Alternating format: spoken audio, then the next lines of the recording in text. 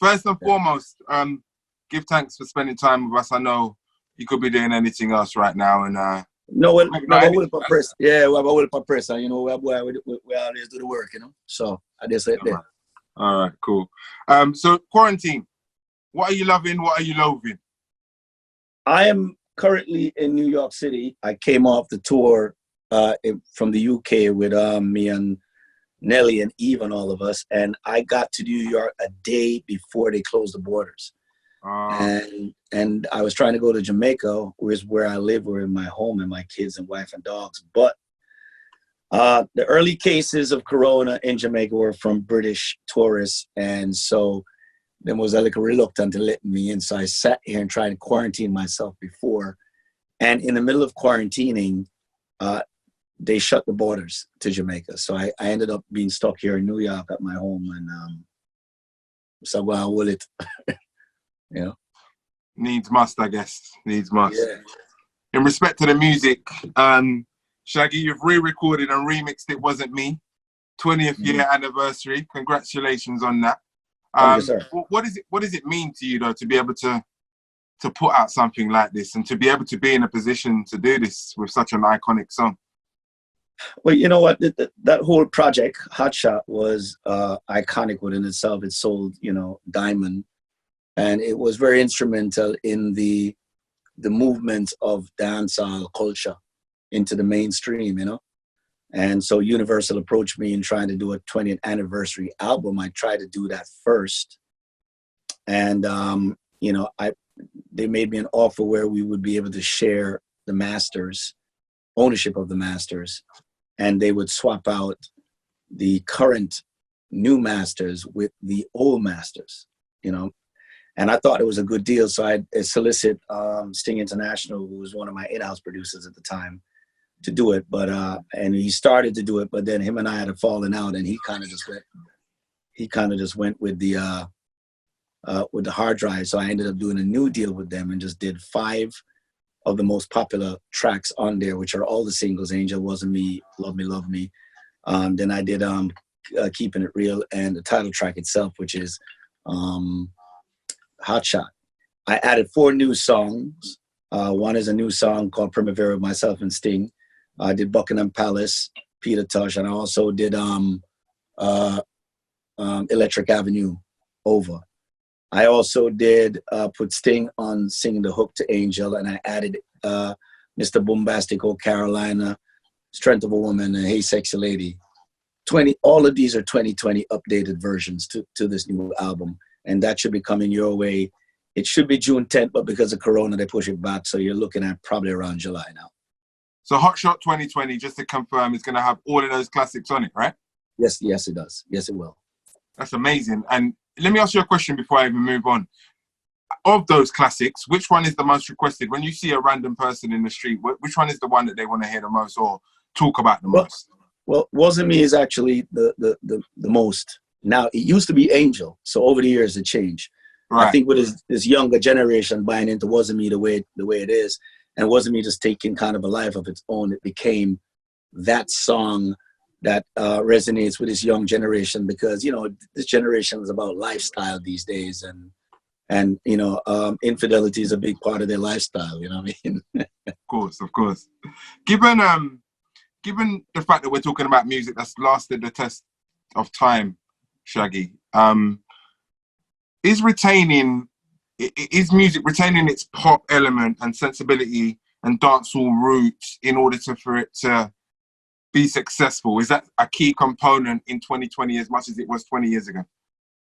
Well, I think we really need a shot in the arm in dancehall. I think if you look at, let's go to numbers.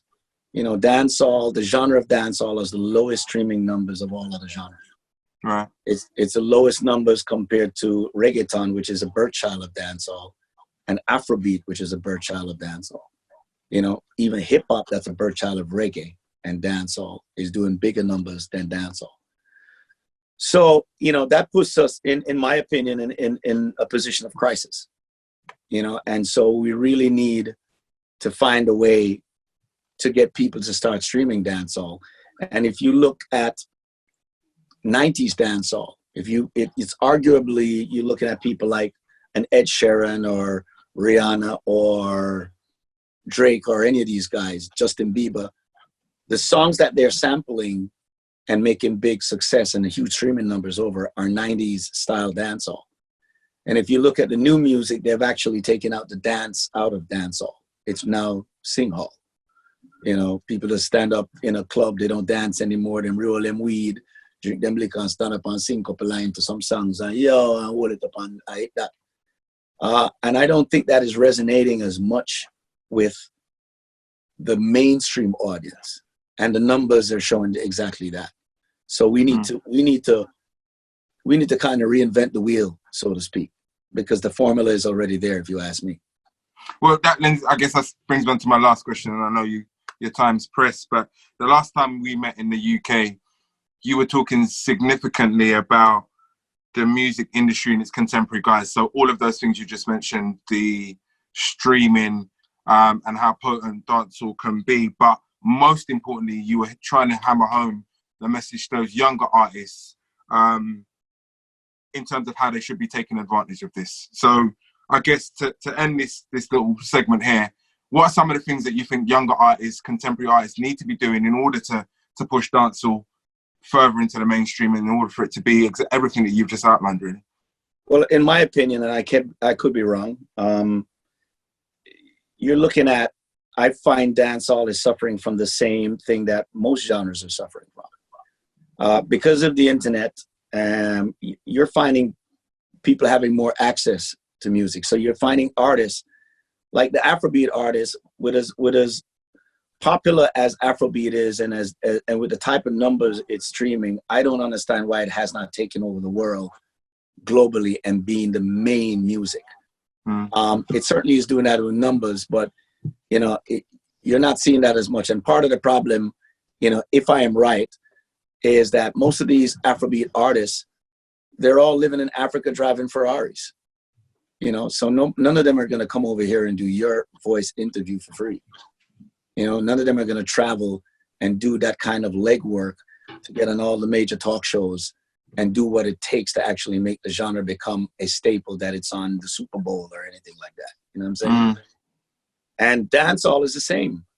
You're looking at dancehall artists, local dancehall artists can make a really good living without ever going to radio, without ever going mainstream because of the internet. They have to just take their phones and press a button and say, hey, that's promotion. If you look at a lot of dancehall artists, they have more followers than they have streaming numbers. You know what I mean? And that's because they've become somewhat of a sideshow because people tune in and follow them, not to stream or buy their music, but to be entertained with whatever buffoonery they're doing. And so, you know, they become a sideshow. But to them, if they get those numbers and followers, they feel they're winning. And most of the time, people can monetize them. You know, I have a friend of mine who, you know, he uses Instagram and his Instagram follow to advertise other people's stuff, and they get money for it. You know what I mean? So they can make a living with followers, so they don't really have to worry about streaming and moving the culture forward. You know what I mean? The same thing is happening with reggaeton. Look at all the big reggaeton artists. They all live in Miami because they get it. They live in Miami. The big artists that are in reggaeton that live outside of Miami or live in Colombia and these places, they don't care. They're filling stadiums in their country and driving Ferraris in their countries, and they don't need to come do this work in America or the UK or any of these places. You know what I mean? So I think that is part of the problem, you know, that we're facing, and it's across the board, I would think. Yeah, I'm looking forward to when we can all resume some kind of normality. Because I'd want to come to the party where you're, you know, performing all of the Hot Shot 2020 classics. That'd be great. I'm looking forward to it, and I know if the year was going a bit smoother, you would have been doing more stuff to promote. Oh yeah, we had a whole game plan. You know, we had all of the missiles them ready for go, and you know, this thing just kind of stopped with the trap. But what am I gonna do? I can't worry about something I can't change. So that's right. Yeah, that's it. It's what it is. Good luck. Give thanks again. I'm sorry for the mix up and everything, and thanks for your patience. You know, respect.